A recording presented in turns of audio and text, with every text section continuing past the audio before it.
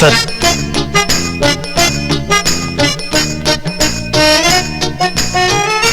അല്ല സാറ് പടം വരയ്ക്കാണ്? Monkey monkey കൊരങ്ങൻ എങ്ങനെയുണ്ട്? ഈ കൊരങ്ങനെ വാലില്ലേ? അയ്യോ, ഞാൻ മറന്നുപോയി. താൻ പറഞ്ഞ നന്നായി. പുറത്ത് പ്രസിഡന്റ് കാണാൻ വന്നിട്ടുണ്ട്. ആര്? കലാമിക്കയോ? അല്ല, നമ്മുടെ പഞ്ചായത്ത് പ്രസിഡന്റേ. ശരി, വരാൻ പറയടാ. സർ,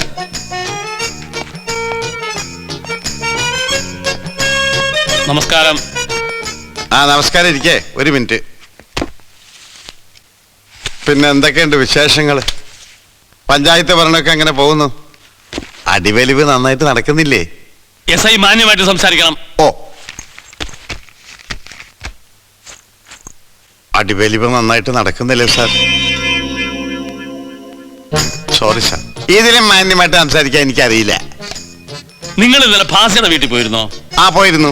നാട്ടിലെ ഒരു ഗുണ്ടയുടെ വീട്ടിൽ പോയി സൽക്കാരം സ്വീകരിക്കാൻ നിങ്ങൾക്ക് നാണമില്ലേ? അനാവശ്യം പറയരുത്. സൽക്കാരം സ്വീകരിച്ചത് ഞാനല്ല, അവരാ. ഞാനാണ് സ്വന്തം കയ്യിൽ നിന്ന് കാശ് കൊടുത്ത് വെള്ളം പിടിച്ചു കൊടുത്തത്. പന്തം ചാണ്ടിയെ ഇവിടെ നിന്ന് ഓടിച്ചതിനുള്ള പ്രത്യുപകാരം. അതൊക്കെ പോട്ടെ, പ്രസിഡന്റ് എന്തിനാ ഇപ്പൊ ഇങ്ങോട്ട് വന്നത്? വേണ്ട വേണ്ട വേണ്ട, കവറെടുക്കണ്ട, ഞാൻ നേരിട്ട് വാങ്ങിക്കാം. എന്താ ഇത്? ഇതൊരു പരാതിയാ. എന്ത് പരാതി?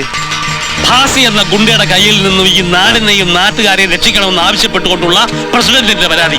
എന്റെ പ്രസിഡന്റ് വന്നിട്ട് കുറച്ചായുള്ളെങ്കിലും എനിക്ക് ഈ നാടിന്റെ കിടപ്പും പശുവൊക്കെ നന്നായിട്ട് പിടികിട്ടി.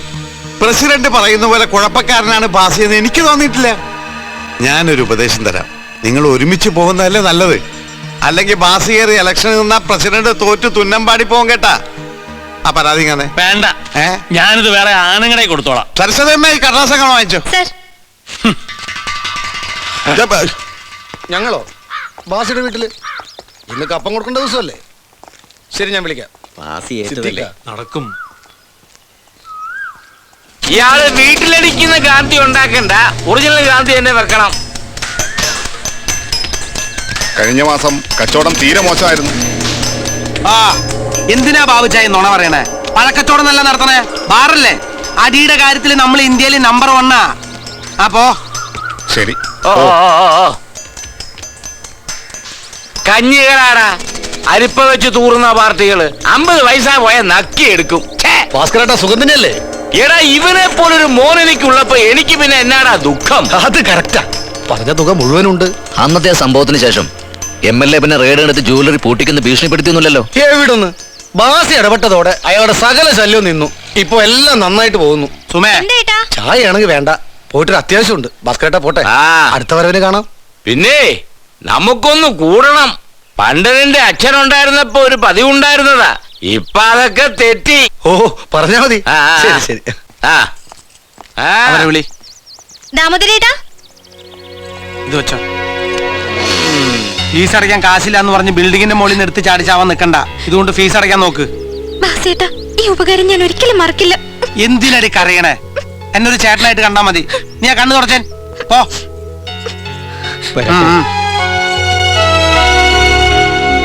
ഇതാ സുശീലടുത്തേക്ക് കൊടുത്തേ. സൊസൈറ്റിയിലെ കടം തീർത്തിട്ട് ആധാരം തിരിച്ചെടുക്കാൻ ആഗ്രഹിക്കാൻ തുടങ്ങിയിട്ട് കാലം കുറയായി. അതൊരു പാവച്ച. എന്നാ എനിക്ക് നാടാ 50,000, ഞാനും പാവല്ലേ? പിന്നെ രക്ഷിക്കും, ദൈവമല്ലേ അവൻ രക്ഷിക്കാൻ. പ്രസിഡന്റ് അത് പറയരുത്. കപ്പം പിരിച്ച കാശ് മുഴുവൻ വീട്ടിൽ കൊണ്ടുപോകുമല്ലോ പാസ് ചെയ്യുന്നത്. ആവശ്യക്കാർക്ക് വീതിച്ചു കൊടുക്കുകയല്ലേ? അതൊക്കെ അവന്റെ പൊടുക്കുകയല്ലേ രാധാകൃഷ്ണ, നാട്ടുകാരെ കയ്യിലെടുക്കാനുള്ള സൂത്രങ്ങള്. എന്താണെങ്കിലും ചെയ്യണുണ്ടല്ലോ. അന്നേ നമ്മുടെ രാമേട്ടന്റെ മോളെ ഹാർട്ട് ഓപ്പറേഷന് കാശില്ലാതെ വന്നപ്പോ പഞ്ചായത്തിൽ നിന്ന് ഒരു സഹായം ചോദിച്ചു വന്നത് ഓർമ്മയുണ്ടോ പ്രസിഡന്റിന്? അന്ന് ഫണ്ടില്ല, വകുപ്പില്ല എന്ന് പറഞ്ഞ് കൈയൊഴിഞ്ഞു. അവരെ സഹായിച്ചതേ ഈ ഫാസിയാ. ഓപ്പറേഷന് പൈസ കൊടുക്കുന്നുണ്ട്, പെറാൻ പൈസ കൊടുക്കുന്നുണ്ട്, അതിന് കൊടുക്കുന്നുണ്ട്, പതിനാറ് കേന്ദ്രത്തിന് കൊടുക്കുന്നുണ്ട്, എല്ലാത്തിനും കൊടുക്കുന്നുണ്ട്. ഈ പാവപ്പെട്ട എന്നെ പോലുള്ള കുടിയേന് ഒരു തുള്ളി മദ്യം കുടിക്കാൻ ഇവിടെ ആരെങ്കിലും പൈസ തരുന്നുണ്ടോ? പ്രസിഡന്റ് പറ, ഞാൻ മുകളിൽ കിടന്ന പൗരനല്ലേ? പ്രസിഡന്റ് പറയാതെ ഞാൻ വിടൂല. പ്രസിഡന്റിന് ഉത്തരം പറഞ്ഞേ പറ്റൂ, പറഞ്ഞേ പറ്റൂ. പ്രസിഡന്റ് അങ്ങനെ ഓക്കെ. പ്രസിഡന്റ് സഭ പ്രസിഡന്റ് പഞ്ചായത്ത് പ്രസിഡന്റ് ഇത്രേ ഉള്ളൂ നാട്ടുകാരുടെ കാര്യം. കാശ് കൊടുത്ത ആർക്കും ജൈ വിളിക്കും. നിനക്ക് പിന്നെ വേറെ ആരടി വാങ്ങിത്തരാൻ? എങ്ങനെയുണ്ട്? ഉഗ്രനായുണ്ട്. ഇപ്പൊ എന്റെ കുട്ടിയെ കണ്ട ഏത് ചെറുക്കനൊന്ന് നോക്കും. ഓ പിന്നെ നീ കണ്ടോ, ഈ നാട് കൊതിക്കണ തരത്തിലുള്ള കല്യാണമായിരിക്കും നിന്റെ. പൊന്നുകൊണ്ട് നിന്നെ മൂട് ഞാൻ മോളെ.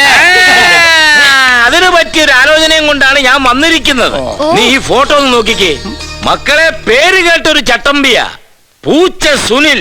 എങ്ങനെ വീണാലും നാലുകാലല്ലേ. ഇഷ്ടപ്പെട്ടില്ല? അല്ല, വേറെ ആളുണ്ട്, തമ്പാനൂർ തങ്കപ്പൻ, സോളാകുപ്പി സ്പെഷ്യൽ. അച്ഛനോട് ഞാൻ പറഞ്ഞിട്ടുണ്ട് ഇതുപോലുള്ള ഗുണ്ടകൾ ആലോചനയായിട്ട് വരരുന്ന്. ഇവിടെ അതുപോലെ ഒരുത്തിന്റെ കൂടെ അല്ല പറഞ്ഞയക്കണ്ടേ. എടാ, ചട്ടമ്പിമാർക്ക് എന്താണ് ഒരു കുറവ്? എന്റെ വായം തന്നെ കേൾക്കണോ? കേക്കണം കേക്കണം. നമ്മുടെ ജീവിതത്തിന് എന്താ ഒരു സുഖം? മനസമാധാനത്തോടെ രാത്രിയിൽ കിടന്നുറങ്ങാൻ പറ്റണ്ടോ? ഇതെങ്കിലും പോയി രക്ഷപ്പെട്ടോട്ടെ. ഭാസി, ഒരു അച്ഛനെ ഒന്നും പറയണ്ട. ഇവളുടെ കാര്യം എനിക്ക് വിട്ടേക്ക്. പറ്റൊരുത്തിനെ കണ്ടുപിടിച്ചിട്ട് ഞാൻ കെട്ടിച്ചു വിട്ടോളവളെ. അല്ലേ പോയേട്ടാ. ഇടോ, ഈ പഞ്ചായത്തിനോട് നല്ല കാര്യം നടക്കാൻ പോകുമ്പോ താൻ ഇവിടെ എന്ത് ചെയ്യാ? എന്താ ഭാഷ എന്താ കാര്യം? കാര്യം എന്താന്ന് വെച്ചാ പറഞ്ഞാട്ടെ. താൻ ഇങ്ങോട്ട് പാടോ, പറയട്ടെ.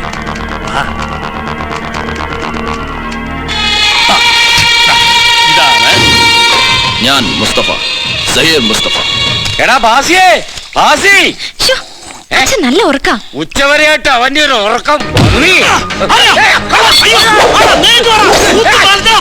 പന്നിയല്ല, നിന്റെ തന്തയാ ഞാനാ. എടാ കരിമന്തി, ഞാൻ പറയുന്ന ഒന്ന് കേക്ക്. നമ്മുടെ പഞ്ചായത്ത് പ്രസിഡന്റില്ലേ, അവനൊരുത്തനെ ഇറക്കിയിരിക്കുക. ക്വാറി ലേലത്തിൽ പിടിച്ചെന്ന് പറഞ്ഞൊരു വരുത്തനെയും കുട്ടി വന്നിരിക്കുകയാണ്. എന്നിട്ട് അവനെയും കുട്ടി കവലയിൽ നിന്ന് പ്രസംഗിക്കുന്നു.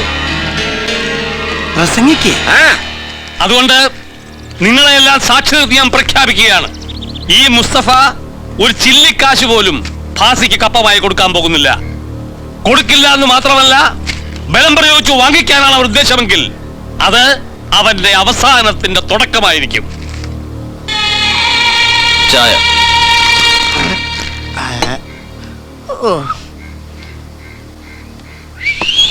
മോനെ, നീ എവിടത്തുകാരനാ? കുറച്ച് ദൂരത്തുനിന്നാ. അതെ, പ്രസിഡന്റ് പറയണ കേട്ട് നീ ഈ വിട്ടിത്തരത്തിന് ഇറങ്ങി പുറപ്പെടണ്ടായിരുന്നു. പാസ് ആരാ എന്താന്നൊക്കെ അറിയാതുള്ള എടുത്തിയാട്ടം ഉണ്ടല്ലോ, നിങ്ങൾക്ക് ദോഷമേ ചെയ്യൂ. വാസ്തവം. ഭാസിയെ പോലെയുള്ളവന്മാരെ ഒരുപാട് കണ്ടിട്ടുണ്ട് ഞാൻ.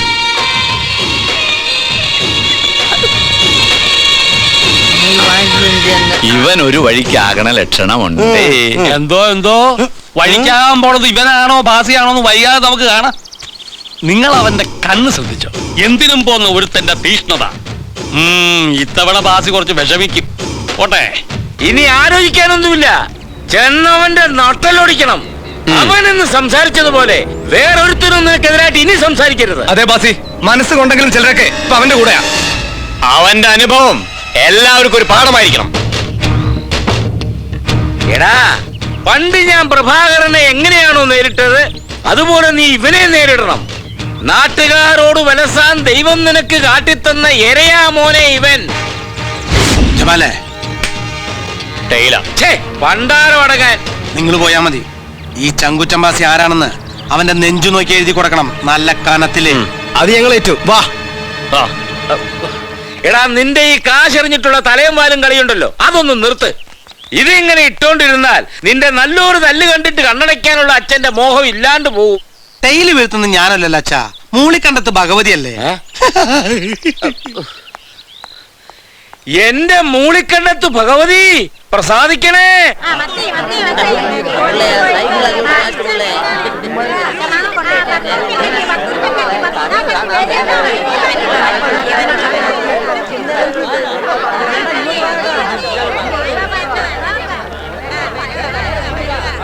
മോനെ മോനെ മോനെ, നീ എവിടുത്തുകാരനാ? അമ്മയും പെങ്ങന്മാരും ഒന്നുമില്ലേ നിനക്ക്? ഈ നാട്ടിൽ വന്ന് വിവരദോഷം കാണിക്കരുത്. ഭാസി ആരെന്ന് അറിയോ നിനക്ക്? ഇടഞ്ഞ ഒരു വെട്ടുപോത്തവൻ. തല്ലിന് ഒരു മയം ഉണ്ടാവില്ല കുഞ്ഞെ. ചെന്ന് മാപ്പ് പറഞ്ഞാൽ മതി, അവൻ ക്ഷമിക്കും. ഒറ്റയ്ക്ക് പോകാൻ മടിയുണ്ടെങ്കിൽ ഞാൻ കൂടെ വരാം. ഈശ്വര, ഭാസിയുടെ പത്താളോ? മോനെ ചെല്ല്, ചെന്ന് ഭാസിക്ക് എന്താ കൊടുക്കാനുള്ളതെന്ന് വെച്ചാ കൊടുത്ത് പ്രശ്നം തീർക്ക്. ചെല്ല്. കൊടുക്കാനുള്ളത് കൊടുത്തിട്ട് പ്രശ്നം തീർക്കാൻ തന്നെ എന്റെ തീരുമാനം. നീയാണല്ലേ സഹീർ മുസ്തഫ? ഈ നാട് അല്പം മോശമാ. ഇവിടെ ചില ചിട്ടകളും മര്യാദകളൊക്കെ ഉണ്ട്. അതൊന്നും മനസ്സിലാക്കാതെ നീ ചായക്കടയിൽ നിന്ന് എന്താ പ്രസംഗിച്ചത്? കപ്പം കൊടുക്കില്ലെന്നോ? മോനെ, നിനക്ക് ഞങ്ങളെ ശരിക്കും അറിയില്ല. മര്യാദക്ക് കപ്പം കൊടുത്താൽ നിനക്ക് നല്ലത്. ഈ വെണ്ണ പോലുള്ള ബാഡി വെറുതെ കേട് വരുത്തണോ അനിയ? പറയുന്നത് അനുസരിച്ചാ നിനക്ക് കൊള്ളാം. ഇല്ലെങ്കിൽ ഉണ്ടല്ലോ, ദൈവത്തിനുള്ളത് ദൈവത്തിന്, ഭാസിയാട്ടനുള്ളത് ഭാസിയാട്ടൻ. അതാ ഈ മൂളിക്കണ്ടത്തെ നിയമം. നിയമം? ഏത് ജഡ്ജിയുടെ നിയമം? ഒരു ചില്ലി കാശ് പോലും കൊടുക്കില്ല എന്ന് ഞാൻ പറഞ്ഞതായി അവനോട് പോയി പറ. മനസ്സിലായോ? ഓഹോ, എന്നാലേ ചില കാര്യങ്ങൾ ഞങ്ങൾ മനസ്സിലാക്കി തരാം.